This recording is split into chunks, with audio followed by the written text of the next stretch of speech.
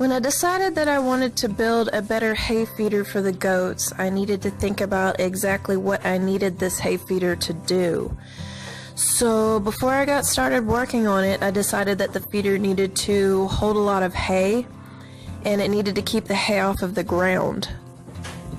And I also needed to avoid spaces that were big enough for the goats with horns to get stuck. And I needed it to have enough room for everyone to have a spot at the table so that even the low goat on the totem pole would have access. So this hay feeder is big enough to hold about 3 square bales, so I don't need to worry about them running out of hay at all. And I built the ledge underneath so that any hay that they managed to drop wouldn't fall onto the dirty, poopy ground. Now, if I had to do this over, I would make this ledge smaller. As it is, it's big enough for the goats to climb and lay on, so it doesn't stay as poop-free as I wanted it to. But it's easy enough to keep it swept off, so at least they don't pee on it. This feeder is constructed of reclaimed boards that I just had laying around. I built it into a wedge shape, wider at the top. And then I wrapped it with mesh fencing, just a piece that I'd had spare. Then it's small enough that the goats can't get their horns stuck in, and it's small enough that they couldn't pull out big clumps of hay that they would just throw around and waste.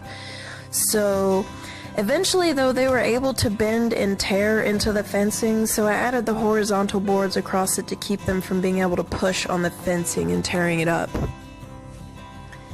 I also designed this feeder to be wide enough that there'd be enough room for all the goats to have space enough to get in there and eat, without having to worry that someone is being bullied away from the feeder or crowded out.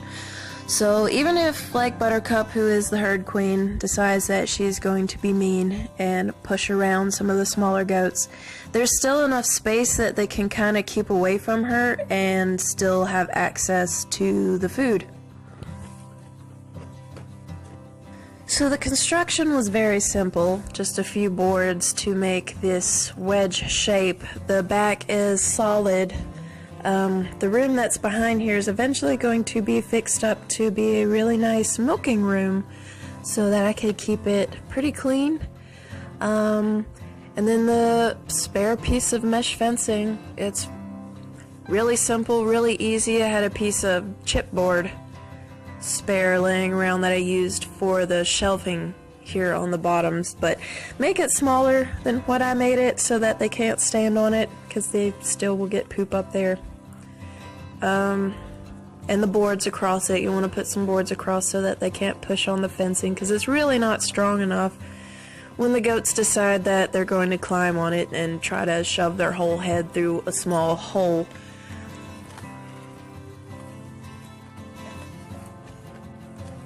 So I hope this idea helps you guys when you're thinking about what kind of hay feeder you want to build. This is a really simple, really cheap, and efficient hay feeder. It didn't cost me anything just because I'd had all this stuff lying around.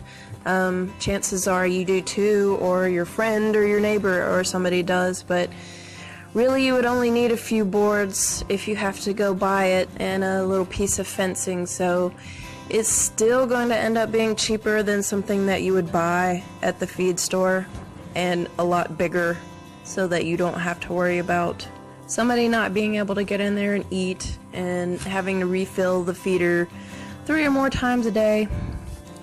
So there you go. If you have any questions about how this was constructed, or if you need clarification on something, just ask me in the comments and I will get back to you as soon as I see it.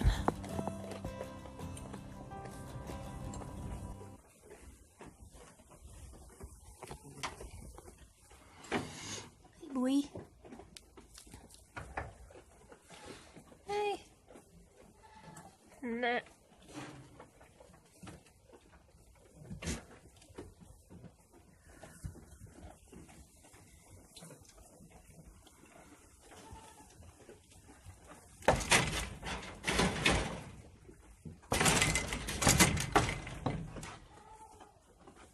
What are you doing? are you doing? You are crazy.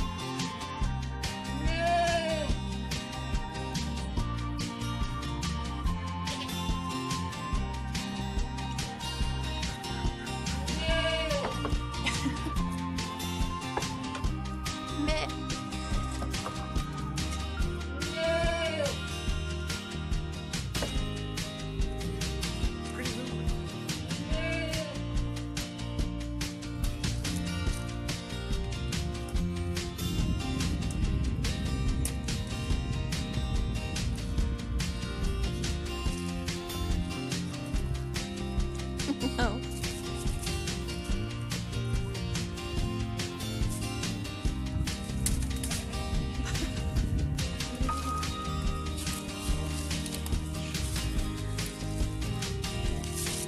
Well,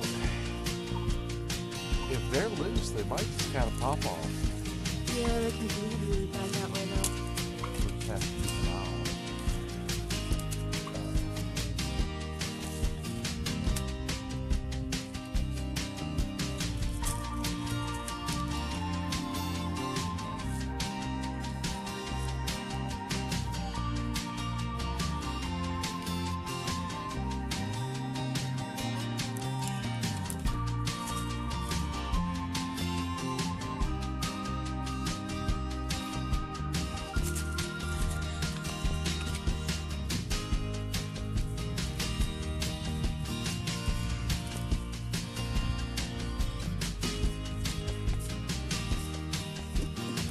Dancing goat.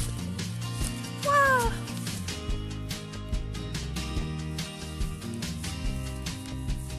Mr. Buddy.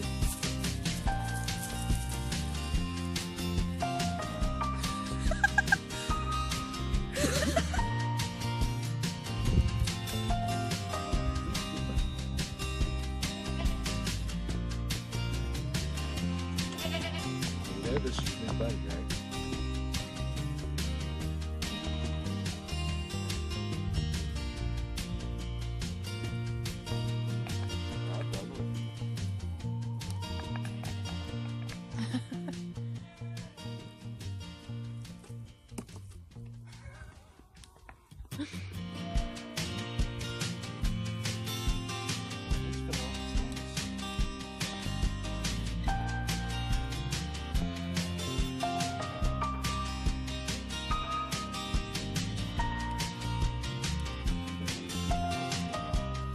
Oh, weird.